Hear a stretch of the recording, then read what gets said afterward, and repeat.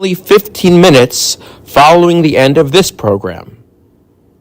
At this time, to introduce our leadership program, please welcome from our Leadership 1 class, Isabel Mazer and Delaney Yam. Good evening. My name is Isabel Mazer. I'm here this evening to introduce you to the Leadership 1 course. One of the aspects of leadership that we've been focusing on this year is teamwork. All Leadership 1 students went on a field trip to the Brookville Outdoor and Environmental Education Center in October. This trip was an excellent way for us to start building relationships with other program members. While there, we completed a series of activities and challenges that emphasized cooperation and team building. These challenges included climbing walls, completing ropes courses, and more. One challenge entailed all of us working together to get the entire group to balance on a moving platform simultaneously. Another challenge, called the catwalk, involved walking across hanging planks, moving from one to the next until each team member reached the end. These tasks were challenging and emphasized team building, as we needed the support and assistance of our teammates to help push us across wires, tell us where to step on the boards, and even just cheer us on. We look forward to future field trips and events as we strengthen our teamwork skills and become better leaders. Here to tell you more about the Leadership 1 course is my classmate Delaney Yam.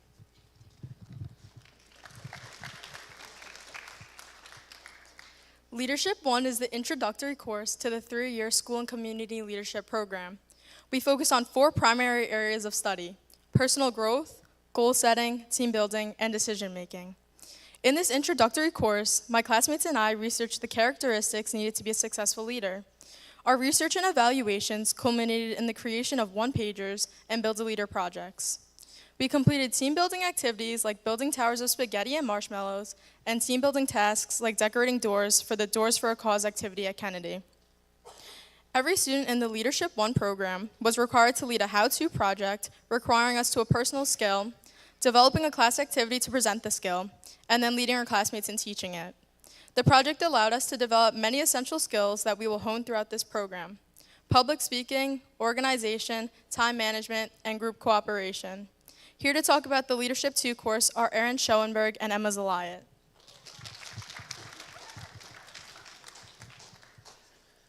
My classmate, Emma Zalayat, and I are here today to discuss the Leadership 2 course. This year, we spent much of our first quarter working with the Leadership 3 students, preparing for our academic field day. This year's academic field day was a school-wide event on Election Day, during which students in Leadership 3 organized workshops and activities on various topics that fit our Day of Belonging theme. The program included presentations by outside speakers from the Long Island Progressive Coalition, the Society for the Prevention of Teen Suicide, and the New York Civil Liberties Union. Other guest speakers included Kennedy alum Steph Hammerman, the first adaptive athlete signed by Nike, and social media influencer Carly Weinstein, who spoke about body positivity. The students in Leadership 2 organized and ran their workshops, including ones to bring awareness to mental health issues and the challenges faced by students with disabilities. The workshops run by students in the class focus on belonging. We led activities to help students find connections with their peers and bring awareness to the traits that connect us rather than those that highlight our differences. Emma will tell you about some of the classroom activities in Leadership 2. The students in Leadership 2 spent the early part of the school year examining civility and respect to resolve conflict. We were paired in groups and tasked with researching an historical event resolved with civility. After researching the event, we created presentations on the event and how it was resolved peacefully. In addition, every student in Leadership 2 submitted a Profiles in Courage essay to the JFK Presidential Library Essay Contest. We were required to select a political figure from 1917 or later who displayed an act of political courage. For my essay, I chose Governor Gavin Newsom for his work in helping the homeless. As the governor of California, Gavin Newsom is taking responsibility for the crisis and is recognizing the struggle of homelessness in the state. Although many people in California feel that using funding money for the homeless instead of something more important, Governor Gavin Newsom has stayed persistent in his values towards homelessness. He has dedicated millions of dollars to creating housing in cities throughout the state. His investment has led to the largest delivery of small homes in the state's history. Using that project as motivation, the students in Leadership 2 created their civic projects. We were tasked with selecting an issue important to us and taking some civic action. I chose to address the water problem on Long Island. Many communities on the island have unsafe drinking water. I wrote a letter to my county leaders to make them aware of the problem. All of our projects were on display earlier.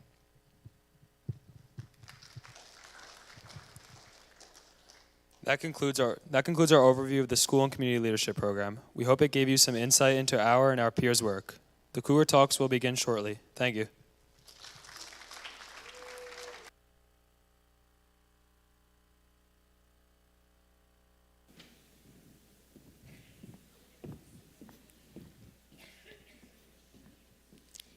Going out of your comfort zone can be scary. There are so many thoughts about the unknown racing through your mind. What if I mess up? What happens if I fail? What will people think of me? In fact, standing up here, talking in front of all of you, is out of my comfort zone. Yet, I'm still doing it.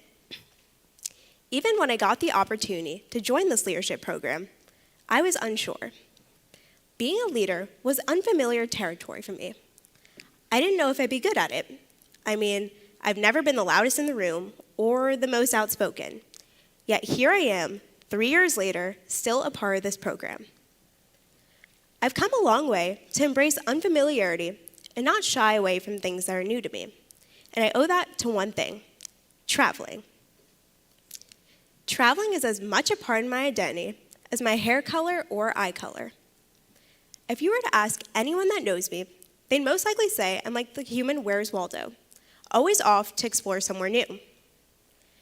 To most people, traveling is a way to escape from reality.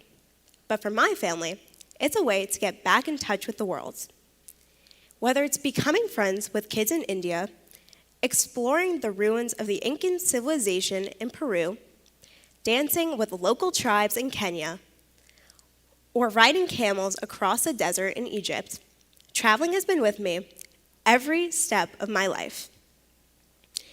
I remember when my family and I first met the local tribes in Masai Mara, Kenya. Even though we didn't speak the same language, share the same culture, or look similar, they still treated my family as if we were no different from them. I was in awe of how our lifestyles were worlds apart, yet the vibrance and joy I felt from being around them overcame any sense of difference between us. Being exposed to experiences like this at such a young age has been my greatest gift in life. Coming from a kid who was scared to try new things because I was afraid of failure, traveling ignited a different side of me. It was like all my fears of the unknown didn't exist.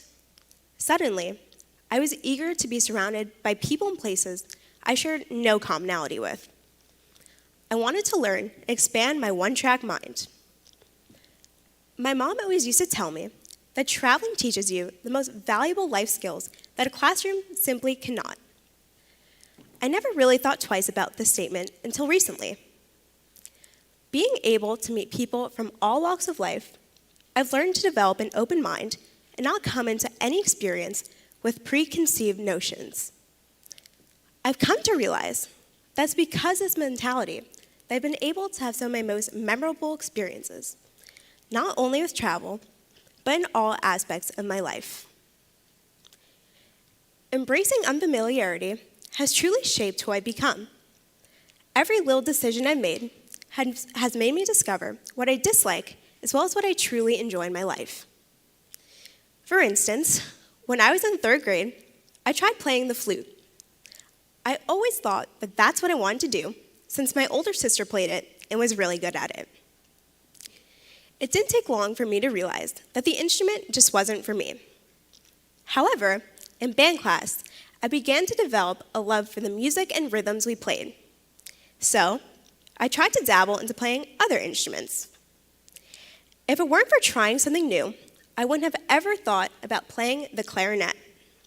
Now, like traveling, the clarinet is part of my identity. I've played for 9 years so far, and I've loved every minute of it. Then, in 4th grade, I wanted to play a sport and chose softball. I stuck it out for 2 years, but it was pretty evident that my softball career would not last long. Although I couldn't throw or catch a ball to save my life, I was pretty decent at batting. And in my mind, batting was basically the same thing as swinging a tennis racket. So I picked up tennis, which ended up being my newfound passion. I played all throughout middle and high school and have created some of my favorite school memories through the sport. If it weren't for going out of my comfort zone with playing softball, I wouldn't have ever played for all counties or have been named MVP in tennis. So now, I'm not asking you to go climb the highest mountains or sail across the seas. But if the opportunity presents itself to try something you've never done before, do it. Regardless of the outcome, you'll learn something about yourself. Maybe you'll pick up a new hobby or achieve your greatest success. But you'll never know if you don't travel beyond comfort. Thank you.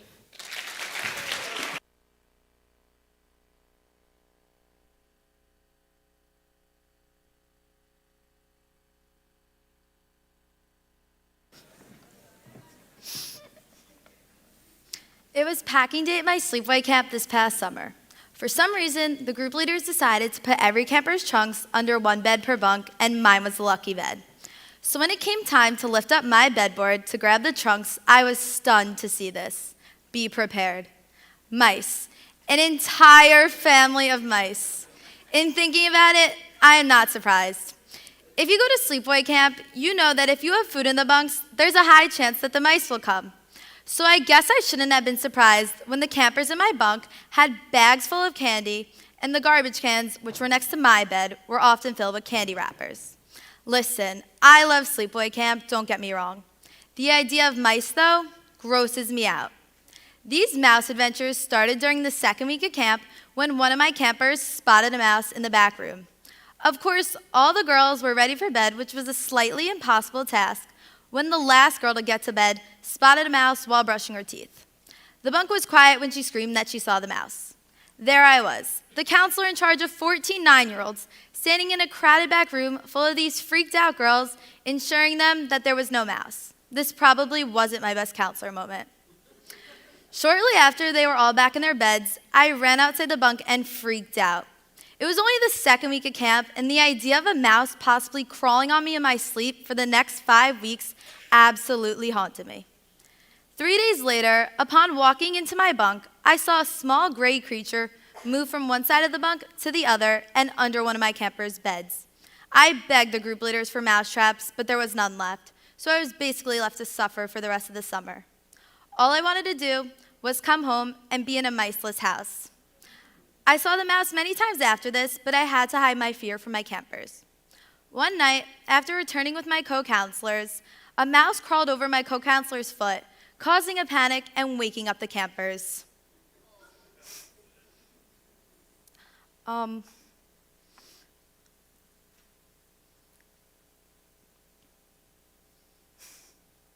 Sorry.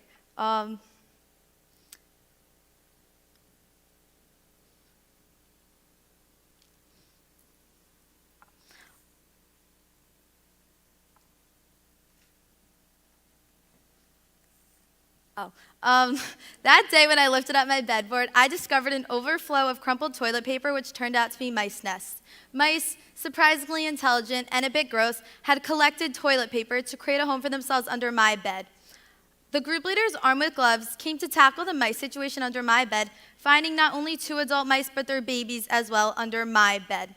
We kept the campers away for an afternoon during our unsuccessful mouse hunt. Although we managed to trap one mouse under a bin, which the maintenance guy, Bobby, safely removed, the other mouse remained free despite our attempts to lure it out with food. It evaded capture, darting back into hiding each time, and each with a scream. Now I know what you're thinking. What a terrible summer at sleepaway camp. But in between all those mouse adventures, I actually had a great summer at camp. I became best friends with my co-counselor from London. I taught my campers camp traditions and had story nights with them. And I went on crazy adventures with my best friends in the middle of Pennsylvania on our days off. I never would have imagined how special my campers would become to me, and each day with them was certainly long and tiring, but so rewarding, and I loved each and every one of them. My encounter with a family of mice under my bed at sleepaway camp became an unexpected lesson in coexistence. It wasn't just about adapting to surprises or overcoming personal fears, but about understanding the significance in living alongside others peacefully. These mice, as unanticipated as they were, became symbols of the unforeseen elements we must learn to accept. Whether it's a mouse in a bunk bed, a new kid in school, or a person moving to the country, the principle remains the same: respect for all living beings and their right to coexist. So I leave you with a reflection of the motto, live and let live. Let's recognize that all creatures, big or small, have a role in a life to lead, even if it's under your bunk bed. Thank you.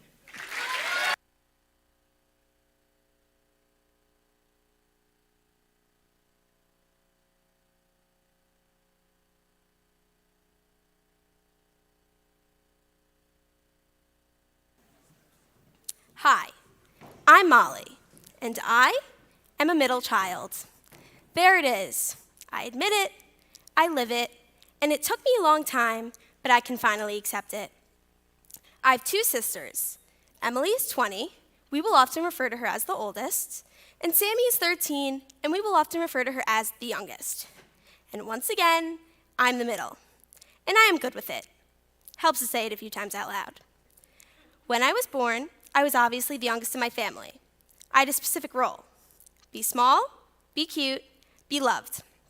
Then, on March 27, 2010, everything changed as we welcomed a third girl to our family. I was 4 years old and excited to be a big sister. I wasn't a baby anymore, and I wasn't the oldest. I became the middle child. I was too young to understand what this role was going to mean as I grew older. As time went by, my older sister received credit for being the big girl, and my younger sister was the baby. And I was always just Molly, because even when you are the middle, you don't really have a formal title, you just are. As we got older, the roles expanded. As the oldest, Emily has always been known as the role model. She's the one to accomplish many of the firsts. She's the confident one and the one who set the bar. She's the one whose expectations needed to be met or exceeded. As the youngest, Sammy is the one who gets away with everything. The one whose every little accomplishment is cherished because she is the last of the kids to accomplish them. As the middle, I'm the dependable one, the one no one really has to worry about. I've learned from my older sister what is acceptable and valued, and I learn every day from my younger sister what I can't get away with. What you have to understand is that being a middle child is not bad. In my case, not bad at all. I have great parents who support me in every way possible and go out of their way to not let me feel like the middle child. I love my sisters.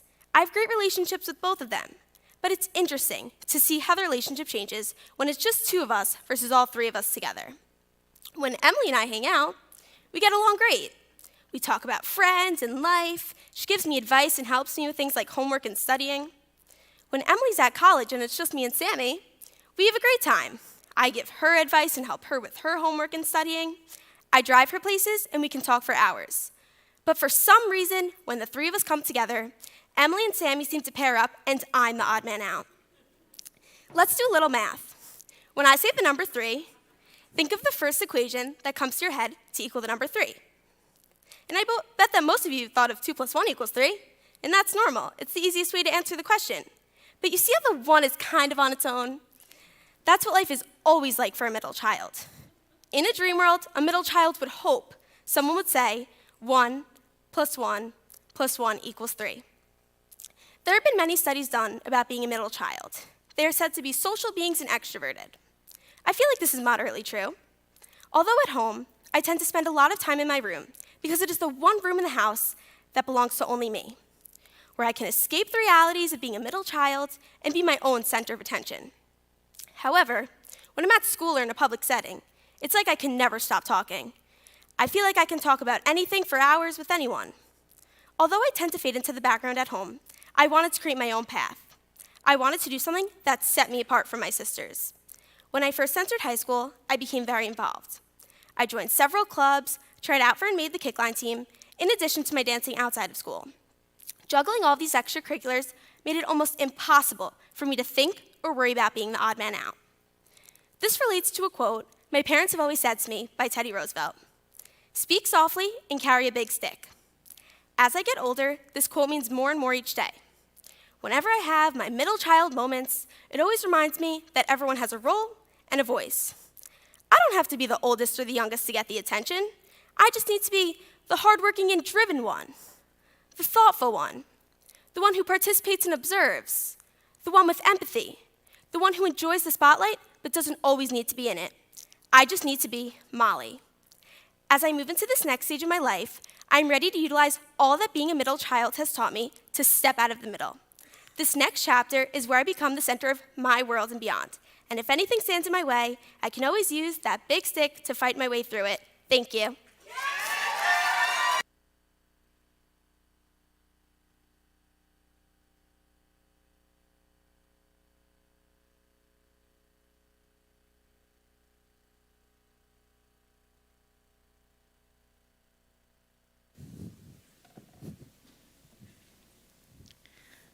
My lifelong fear of dogs was a constant weight on my shoulders. The bare thought of encountering one filled me with dread every time, even at my cousin's house, regardless of the breed.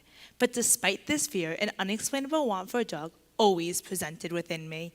For years, my brother Jaden and I begged our parents for a dog, but their resistance held firm with common parental excuses. In our home, we only ever had fish and crayfish, never a lasting pet. Then the pandemic struck, forcing us all into our homes. During this time, Jaden and I brought back the dog conversation. Witnessing many families getting a dog, we were determined to transform our dream into a reality. We highlighted that it was the perfect time. We were all home with lots of time for a dog. A statement from me resonated deeply with my parents, urging them to reconsider denying us a pet throughout our childhood. This statement was, "Are you really going to let your son go through his whole childhood without a pet?" Jaden turns 18 in 2 months and has never had a real pet.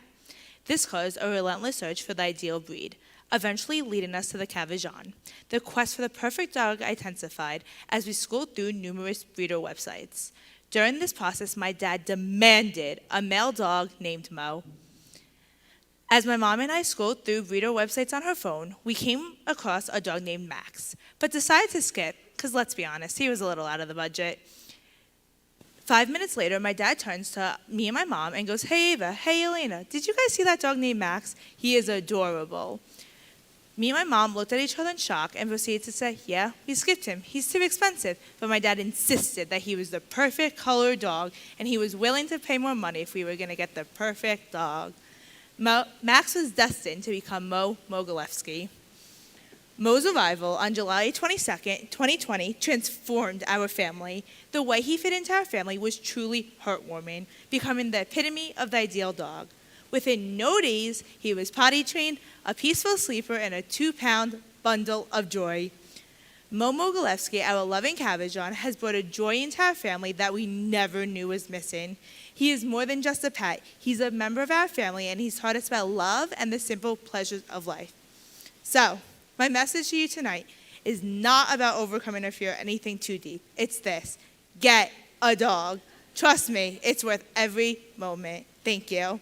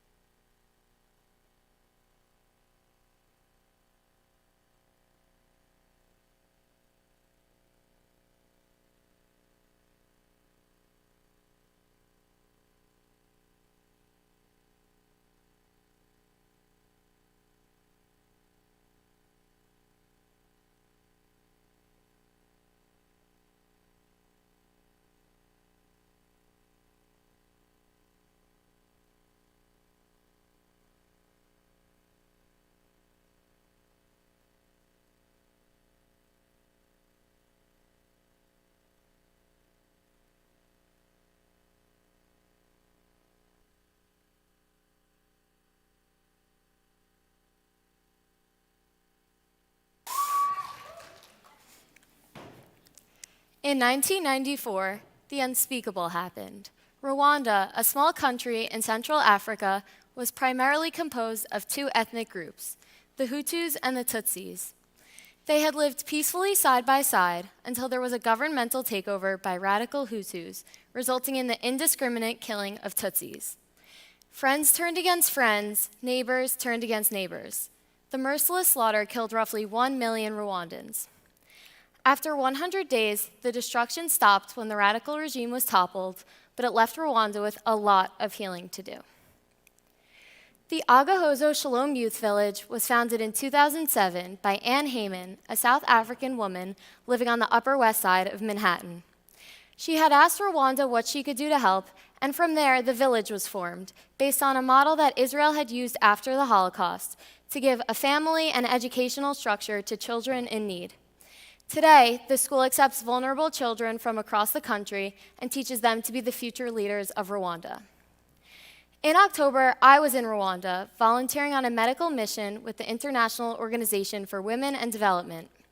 While in Rwamagana, Rwanda, I was fortunate to spend time at the Agahozo Shalom Youth Village, working with doctors in the group on adolescent health programming and career counseling for those interested in medical professions.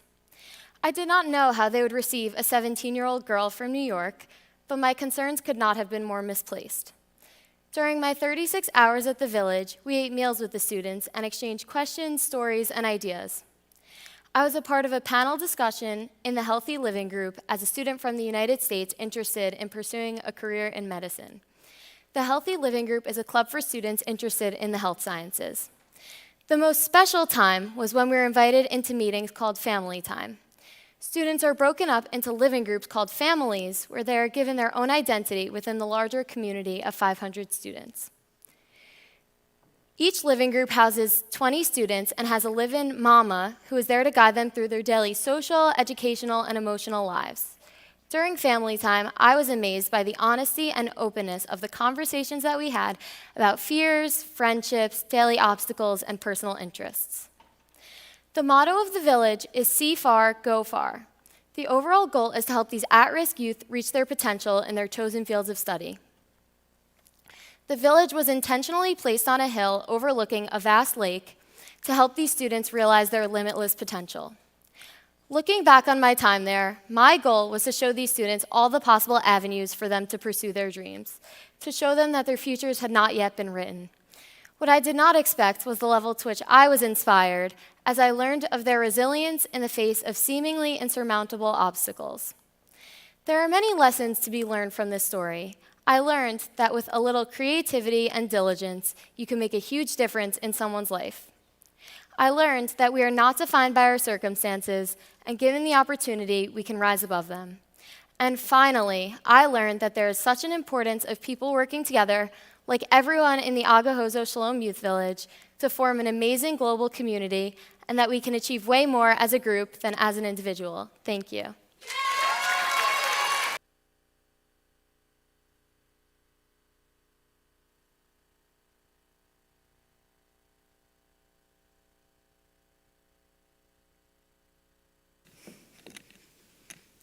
Vanilla ice cream or chocolate ice cream? A black dress or a white dress? Do I prefer the summer or the winter? So many decisions with so many possible outcomes, worried about the fear of missing out on the right one. It all began at the Holiday Elementary School boutique with just $6, wanting to purchase the perfect gift for my mom. I was in kindergarten and had to decide all by myself. What if she didn't like it? What if I got her the keychain, but she really wanted a mirror? I didn't know what to do.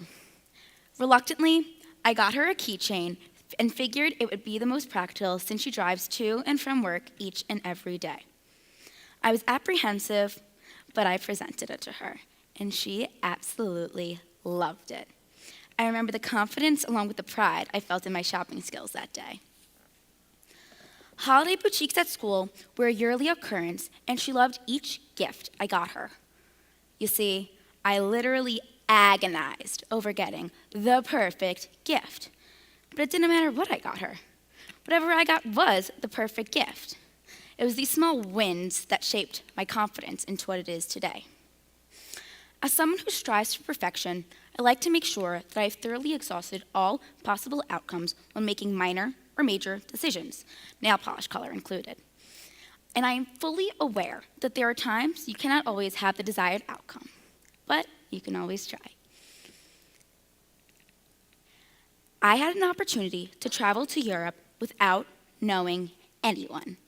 28 days, 6 countries, and 13 cities. Here I am, a planner, calculated and organized, about to travel the other side of the world in places I've never been, with people I've never met, with one suitcase? I didn't know what I was going to do. My choices were the fear of missing my family and not making friends versus the fear of missing out on life and getting out of my comfort zone. I was scared, unsure, and excited, but all I could think was sign me up. In a world that was literally and figuratively foreign to me, I remained open-minded. I took risks, and I loved every single second of it. This was not only a cultural adventure, but a social one as well. I made friends with people from various parts of the United States and even persuaded them to travel to Australia and Hawaii with me for another overseas adventure. This time, I know how to travel with one suitcase. These decisions may be easy, hard, or whatever, but they've always led me to be where I am today. The president of John F. Kennedy High School, a proud member of the Jewish community, and an excited student to be at the University of Delaware. Go Blue Hens. Oh, and to answer my original questions, I like vanilla chocolate. I like vanilla ice cream with chocolate sprinkles. I'd wear a black dress with a white bag to accessorize, and I absolutely love the spring. Thank you.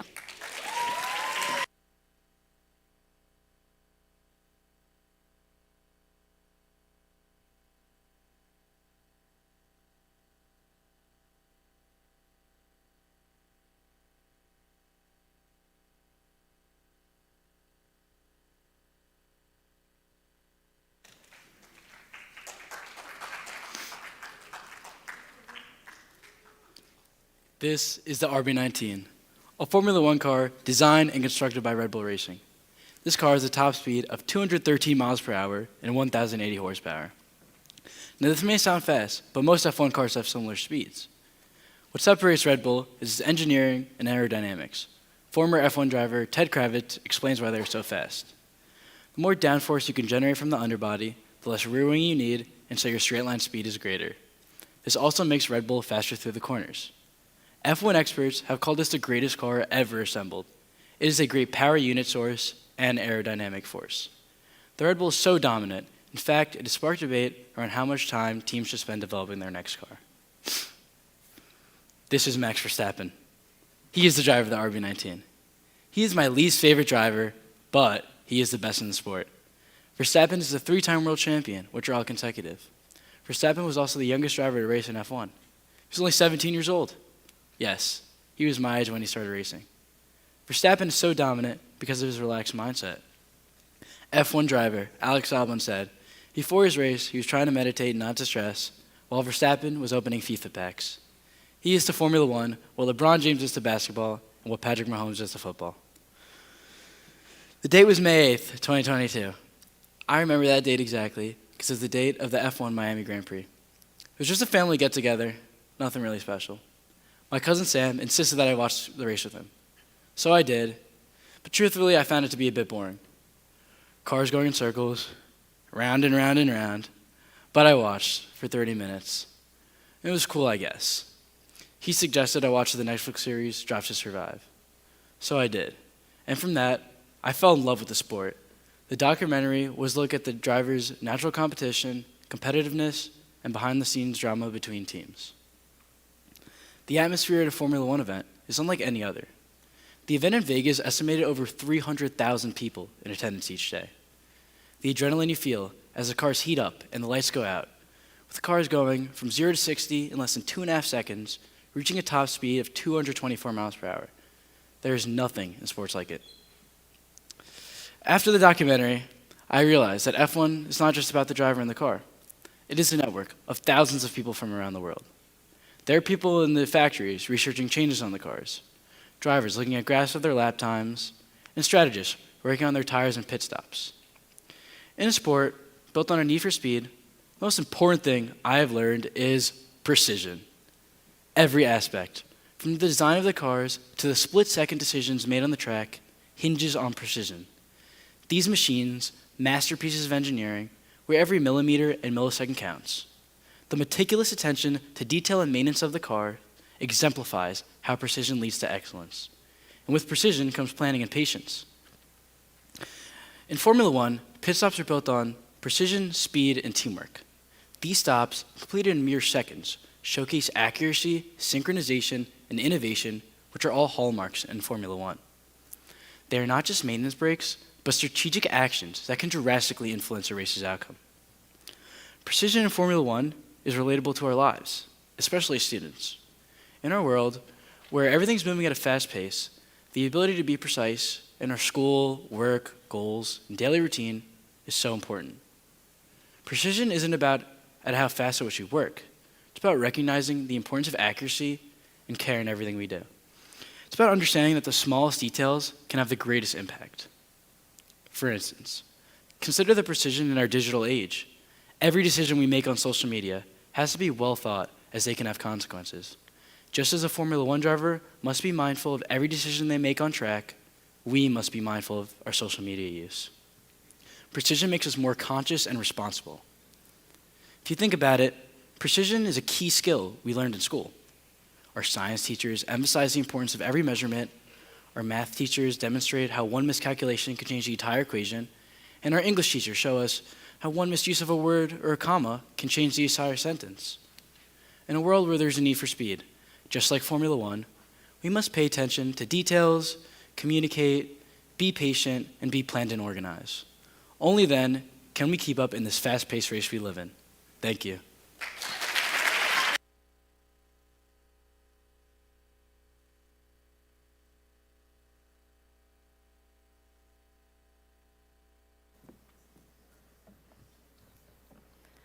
This year, my birthday cake will be turning 58. You may be wondering, how is a cake older than she is? Before telling you about the cake itself, I would like to introduce the original baker, my great-grandmother, Pasha. Not only was Pasha my great-grandmother, a mother, a sister, or an aunt, she was a hero to many. Pasha grew up in post-war Ukraine and was left fatherless as a young teenager and helped raise her two younger brothers. She was an individual who dedicated herself to taking care of others. Later in life, she immigrated to the United States in 1979, taking my grandmother and her children along with her, despite health issues. At 51, she taught herself how to read and write in English, while simultaneously working long hours as a chef for people with special needs. Pasha was selfless and sacrificed her well-being and safety for others. One day, she decided to take my dog Jake on a walk. Being the energetic and enthusiastic dog he was, he dragged her down concrete steps. Although covered in blood and in pain, she never let go of the leash. Not only was Pasha compassionate, but she had many talents as well. Baking for her family and friends was her greatest pleasure. In my family, we honor her by carrying on her most beloved Russian Napoleon birthday cake recipe.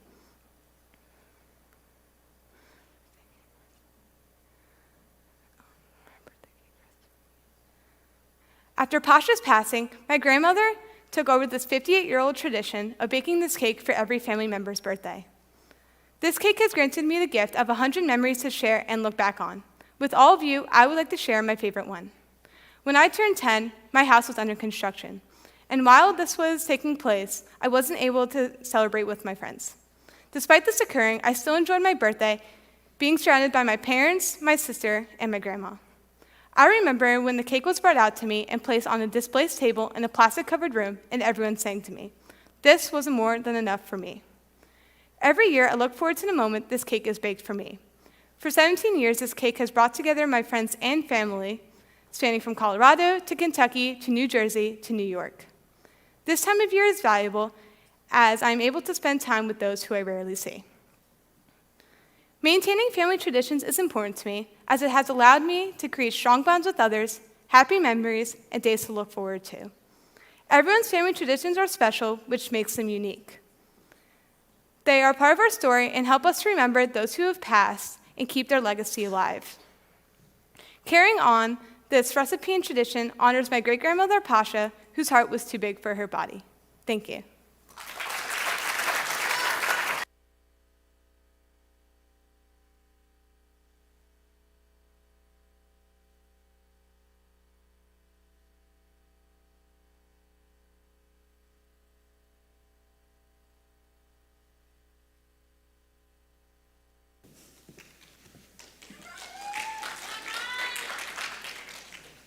"17 years ago, my mom was eager to share my birth name with my grandma. As she announced my name, my grandma snarkily asked, 'What's a Riley?' Although my mom was deeply offended, the name stuck, and the story is now a running joke between family and friends. What's a Riley? If you ask certain people, they may say that the spelling of my name is unique. Opposed to other Rileys who spell their name R-I-L-E-Y, my name is spelled R-Y-L-I-E. When first introduced to new friends, adults, or teachers, 9 times out of 10, the spelling of my name is completely butchered. This used to seriously bother me. In fact, there was a period of time when I was in the 1st grade where I was spelling my name R-I-L-E-Y in efforts to spell it the supposed normal way. What's in a name, really? Actually, a lot. There is a reason behind our names. In many Christian cultures, it is common for children to be named after living relatives or saints. For example, Martin Luther King Jr. was named after his father, Martin Luther King Sr. There are many other famous juniors, John F. Kennedy Jr. or Robert Downey Jr., both named to honor their famous fathers. Then there are famous thirds, like George III. In the Jewish religion, it is custom to name a child after the deceased. I think it's a combination of tradition and superstition. Whatever the case, Jewish people create a legacy by naming their children after someone who is no longer living. It is common for a Jewish baby to be named after a great-grandparent or grandparent who has passed away. It keeps the memory of that person alive in their family lineage. Most often, that lineage is vertical, from an older generation to a younger generation. For me, though, that lineage is horizontal. I was born on October 12, 2006, given the name Riley, R-Y-L-I-E. Riley Blake Levine, named after my older brother, Robbie Benjamin Levine, who passed away on September 27, 2005, a little over a year before I was born. Robbie loved to play baseball. He played in the Merrick Little League and on a travel team where he excelled at baseball and enjoyed spending time with his friends. His love for baseball traveled off the field as well. In school, he wrote stories about baseball and wanted to become a professional baseball player on his favorite team, the New York Mets.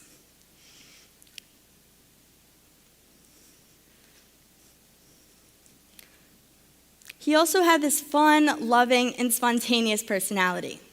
I once watched a video of him with his friends where he displayed these great characteristics. After being exposed to this video, it led me to ask questions about his personality. My mom shared that Robbie was similar to me in the sense that we would both do crazy things, like climbing on the nearest piece of furniture, breaking out into song and dance, and overall trying to make people laugh while already cracking up. I share this with a sense of honor, the same honor we should all feel, perhaps, for the person we are named after. For those like me, though, who are named after someone who is no longer living, I think it's important to learn about this person, who they were, how they lived, and how they would want to be remembered. So, start thinking about who you were named after. Ask your parents or grandparents to share with you the backstory of your name. I believe that learning about this person helps to make you develop a new love for the people who never personally left an impact on you. Consider this. They obviously left a strong impact on your family members' lives because they chose you to have their name. I am grateful to be named after my brother, and I have come to terms with the idea that the name Riley can be spelled in multiple ways without it taking away the importance of why my name is what it is in the first place. It may have taken me a few years to figure it out, But I finally have an answer to my grandma's question, what's a Riley? A Riley is someone who honors her brother's memory and strives to be the greatest little sister that he never got to meet. Thank you.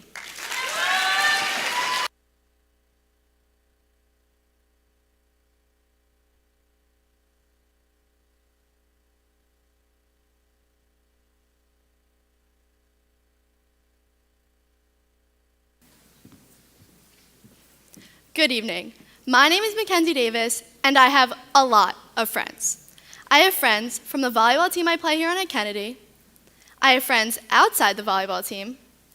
I have friends from the sleepaway camp that I go to. I have friends from the preschool and day camp I went to, Twin Oaks. And I even have friends who live in a different state. And yet, as many friends as I have, the most popular person in my family is not me. It's my mom.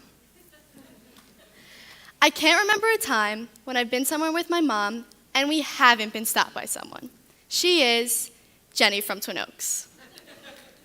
Whether it's shopping at CVS, eating dinner at La Piazza, or even going to the doctor's office, it is almost guaranteed that we get stopped by someone who exclaims, "Oh my God, hi Jenny." And when that happens, well, the plans suddenly change. Suddenly, we aren't shopping anymore. We are talking. And for those of you who know my mom, you know that she can talk. So, that trip to shop for groceries at Target suddenly becomes a 30-minute conversation with whichever stranger stops us in the aisle. My mom loves to talk, and there's a chance we are stopped by 2, 3, 4, or even 5 people on an average errand run. So, if you ever have plans with my mom, Jenny from Twin Oaks, be prepared for a bit more time than you had planned. It seems like people from everywhere know my mom, and she's earned that popularity. She's been the director of Twin Oaks for the past 20 years, and she's the hardest working person I know. My mom is always working. Whether it's on the phone deciding who's going to sub for who, or up at 4 a.m. to check the weather when there's snow in the forecast, she is always working. Yes, when there is snow in the forecast, she is up at 4 a.m. to check the weather to decide whether or not to open school that day, every single time it snows, for as long as I can remember. I can tell you hundreds of different stories that demonstrate my mom's dedication to her job, but this is the one that sticks out to me the most.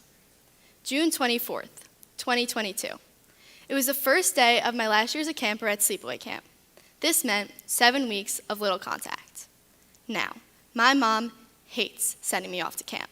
She often jokes I'm not leaving for college. I'm leaving for college. Anyway, it was the final send-off, and the day conflicted with an orientation at Twin Oaks, an important day for new campers and their families. Now, my mom was completely torn. It was either go to my send-off or go to the orientation. But I told her countless times, go to the orientation, and that I would be fine. So we spent the entire week together, every single second, every single minute of every single day. And at the end of the week, I went off to camp, and she went to the orientation. She felt terrible, but I understood. This actually made me happy. I love my mom. She is the best mom I could have ever asked for. It made me happy because I know how hard she works, how dedicated she is to her job, and how much she means to those families. What I didn't tell you before is that when we get stopped in the aisles of Seavers or Target, those people always remark on how much they love my mom. I cannot tell you how proud this makes me as a daughter. Having my mom be loved and recognized is one of the greatest feelings that I can't describe. It's one of those feelings that makes your heart all warm. So yeah, we get stopped in the aisles, and those people always remark on how much they love my mom, and my mom never fails to mention to them some of my accomplishments. But what I've never taken the opportunity to do is tell that stranger how proud I am of my mom. The students here know this. Our parents never fail to tell family members and friends about all of our amazing achievements and accomplishments. But as children, perhaps, we fail to recognize our parents in the same way they recognize us, all of their amazing achievements. So many of them have built amazing lives for us through tremendous hard work and dedication to their jobs. They have worked extremely hard to get us where they are. But we never stop and tell a stranger in CVS about all of their amazing accomplishments. So that's why I'm here today, talking about my mom. She's the hardest worker I know and loved by so many, and I couldn't be prouder to be known as Jenny from Twin Oaks' daughter. There's this one quote from my favorite show, Gilmore Girls, but my ultimate inspiration comes from my best friend, the dazzling woman who I received my name and life's blood from, Lorelai Gilmore. Roy Gilmore said this: "It's fitting that my mom and I binge watch the show every fall, because although we don't have the same name, she's my best friend and all my inspiration comes from her. I look up to her for the way she does her job, and I could only hope that one day I have a job where I show as much love and dedication as she does." So, when you all get the chance, tell your parents how much you love and appreciate them for all the hard work that they do, and how proud you are of them. Thank you.